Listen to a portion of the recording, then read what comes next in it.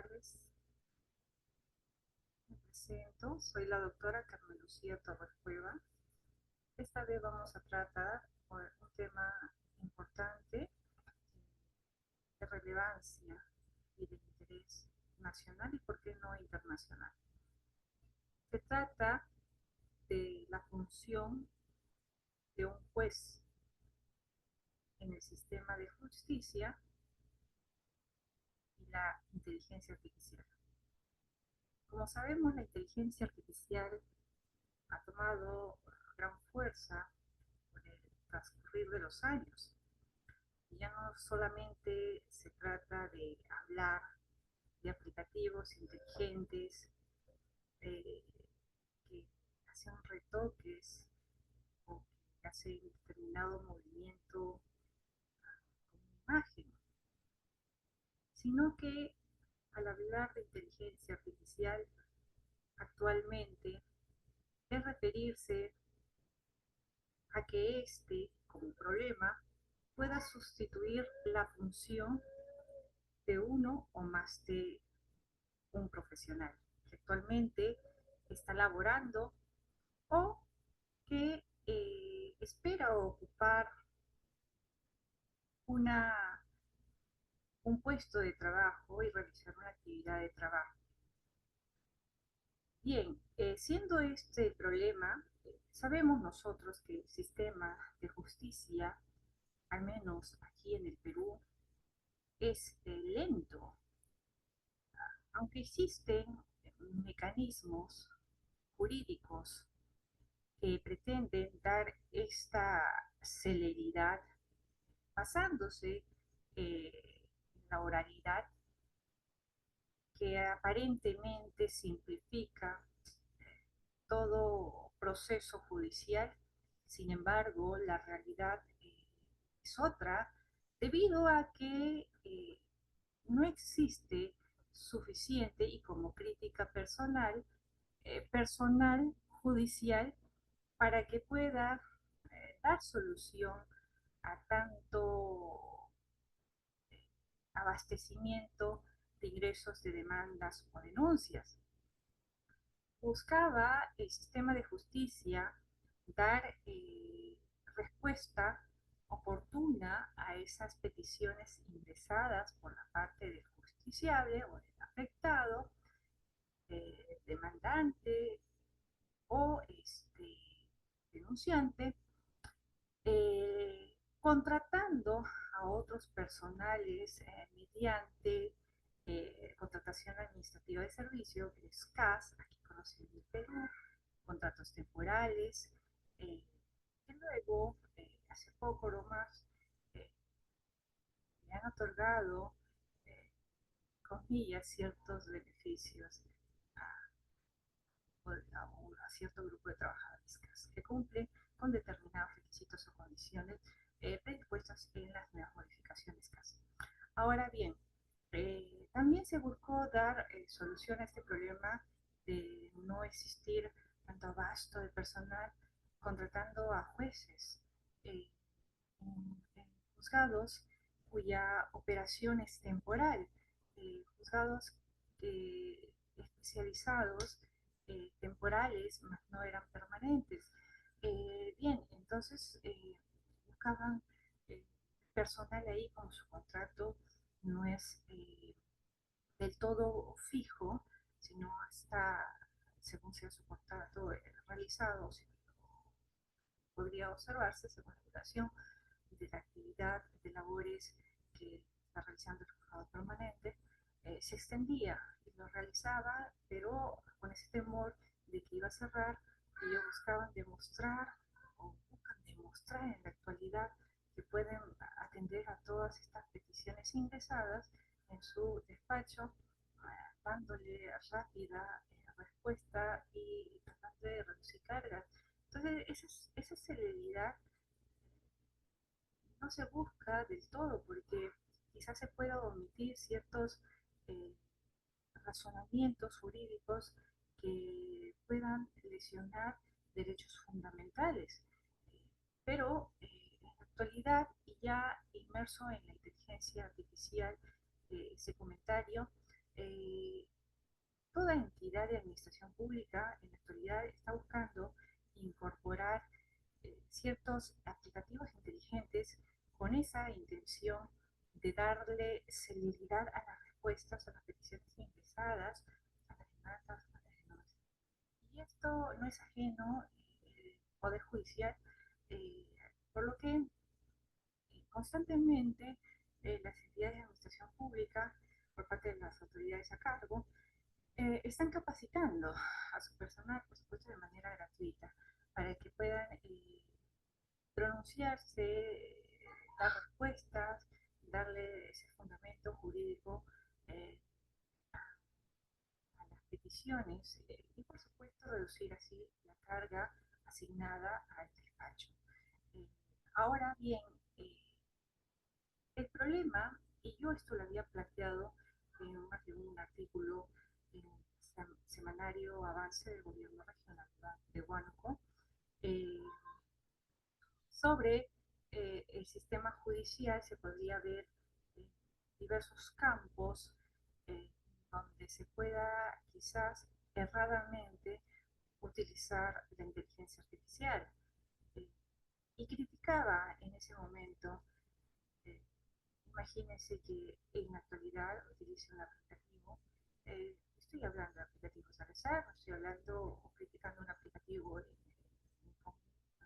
que están usando, Jeremy, por ejemplo, y que este trabajador se confíe y, bueno, expide el documento y no sé, y el juez o supone que el argumento lo ha elaborado él, ¿no? Ingresa, se desplaza la parte, sin embargo, faltaban ciertos fundamentos jurídicos relevantes. Entonces, al ser notado por las partes aplazadas en su defensa, eh, y al conocer el juez de estos errores, quizás una apelación, un ingreso de documentos por las partes afectadas, pues va a llamar la atención al secretario judicial. Entonces, por una parte va a acelerar el proceso judicial, pero por otra parte podría, eh, por una parte debería darle una solución a ciertas peticiones, pero sin duda, diríamos, con estos errores, que le da solución de inmediato a un ingreso de documentos, a una demanda, a una solución en específico, pero el proceso va a continuar porque la parte afectada va a apelar. Entonces, sin duda, no estamos dándole una solución si es que no se utiliza adecuadamente el aplicativo de manera inteligente. Bien, ¿cómo utilizar entonces estos aplicativos de manera inteligente, sin que afecte un proceso en el sistema de justicia? Por supuesto, y lo he dicho en más de una oportunidad, tanto en el semanario base como por este canal de YouTube del Instituto Peruano de Inteligencia Artificial, que debe ser, pues, todo lo que te arroje el aplicativo inteligente, en este caso pusimos como ejemplo Gemini, debe ser observado por un profesional. Y entiéndase por profesional aquel que tiene cuenta con un grado académico, un título. En caso de la abogacía, este tiene que estar colegiado. ¿Ya? Entonces, solo así podríamos nosotros decir que ha sido revisado este documento por un profesional y que al ser revisado por un profesional lo ha personalizado los argumentos para un caso en concreto y expedido. De esa manera se contribuye con la intención de que se alcance y se logre realizar la justicia en el Perú y, por supuesto, contribuye adecuadamente a la seguridad dentro de un proceso judicial. Pero en el sistema de justicia no habíamos nosotros hablado solamente de utilización de, de aplicativos inteligentes para la redacción de una respuesta, de documentos que tenga que proyectar un secretario judicial dentro de un juzgado específico o de todos los juzgados o de cualquier entidad de administración pública en general, sino que también podríamos ver otro campo en donde el aplicativo inteligente sea utilizado por el abogado defensor. Entonces, el abogado defensor de la parte afectada o partes afectadas también debe ser un profesional que tenga especialización. Si bien es cierto, somos todos los que quizás estén escuchando este audio, profesionales en derecho y otros en derecho y ciencias políticas, el tener un título no te hace un especialista. El ser especialista es una persona que ha ocupado gran tiempo en estudiar determinada especialidad en materia laboral, constitucional, procesal, de modo que el abogado defensor también tiene que ser un especialista o alguien que quizás con el tiempo se ha ganado ese derecho de alzar una crítica o responder o redactar determinado documento. De esta manera, eh, este individuo profesional eh, podría ver si lo expedido, en este caso, reitero, usamos como ejemplo Genemi, eh, para quizás impulsar una petición mediante una demanda o realizar una presentación de una denuncia, eh, pueda ver si es que cumple con los requisitos y fundamentos de hecho y de derecho que le requieren para poder actuar en defensa de justiciable, de modo o del afectado, de la afectada persona natural o jurídica. De modo que digamos también con ese problema. ¿Quién supervisaría a todos estos profesionales que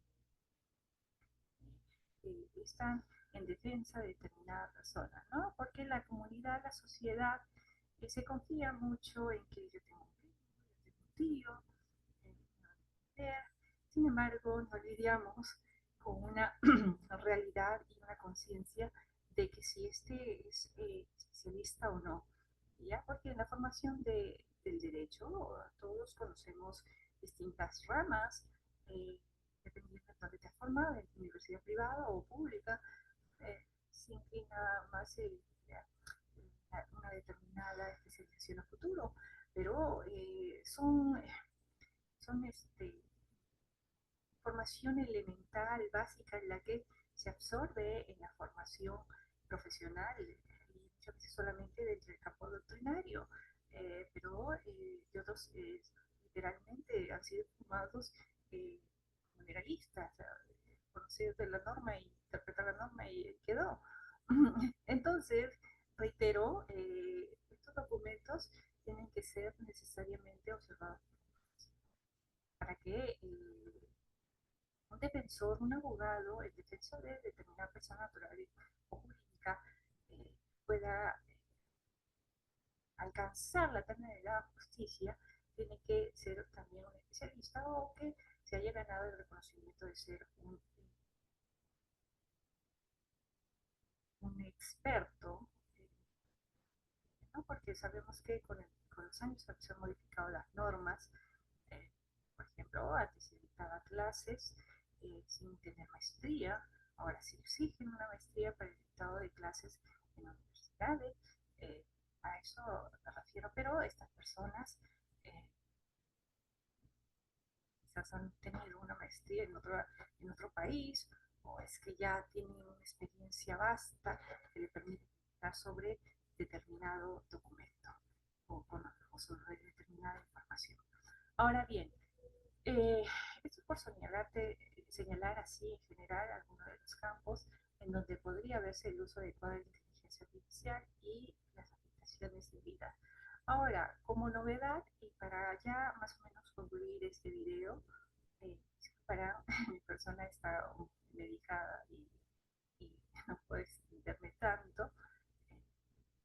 Bien, le decía como novedad, mi intención es hablar sobre una representación del ser humano en la actividad de trabajo. ¿Cómo es eso? Una representación en la actividad si el trabajo lo realiza el ser humano, una persona natural, y de ello se desprende el reconocimiento de quienes se tutela de derechos y beneficios. ¿Cierto? Eso es lo que en la actualidad se encuentra dispuesto en el Decreto Supremo 03-27-TR de la Ley de Productividad y Multiplicadora y también observarse el Decreto 728 y otras conexas vinculadas. Ahora, a lo que voy es que en el futuro habrán actividades de trabajo que no requieren que el trabajador labore directamente. Eh, Puede ser en otro lugar. Y no me refiero exactamente por medio del teletrabajo.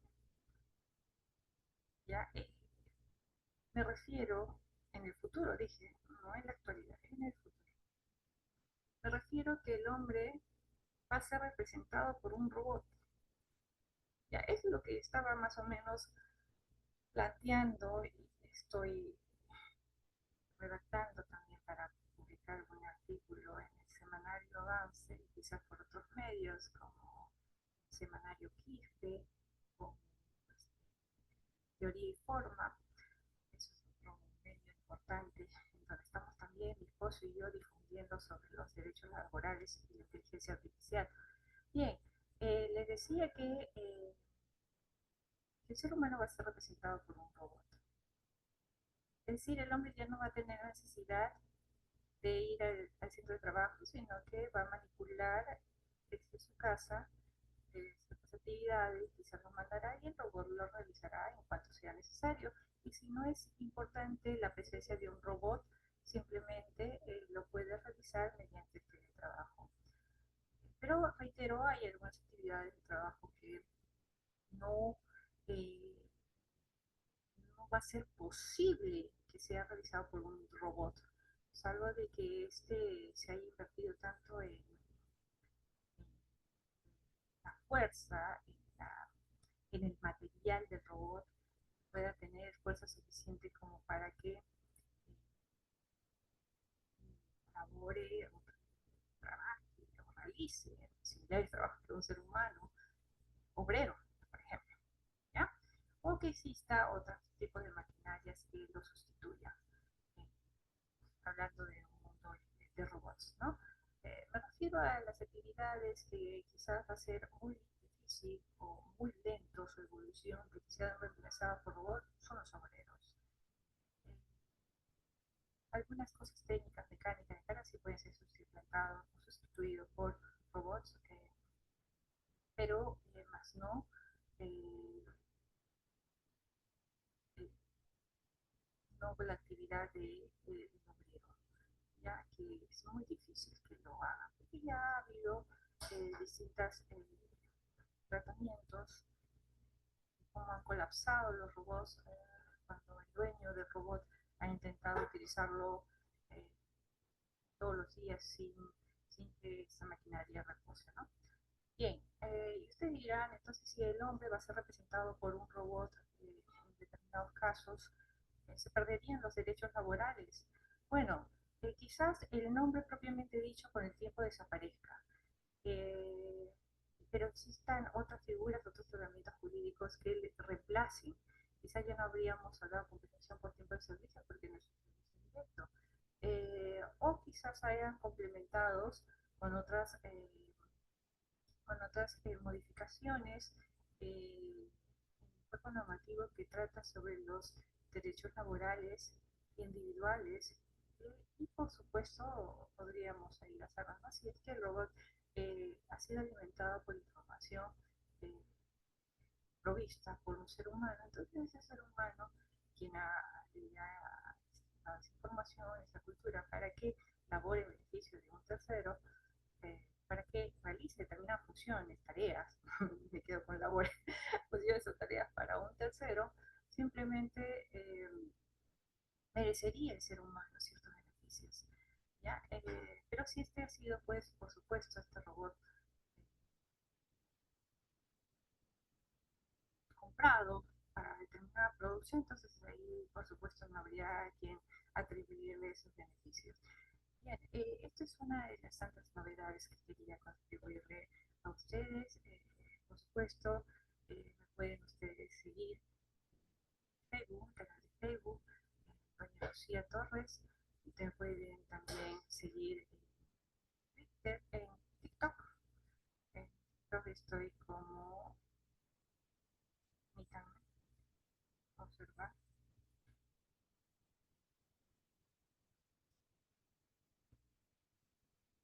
legal, laboral e guía. También me pueden seguir para alguna consulta en WhatsApp, ¿ya?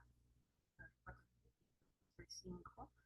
Y por supuesto, para toda la publicación de mis artículos podrán observarlos en redes sociales, en especial en Facebook. Agradeciendo, por supuesto, al Instituto Peruano de Inteligencia Artificial por darme este espacio para poder difundir sobre los derechos laborales.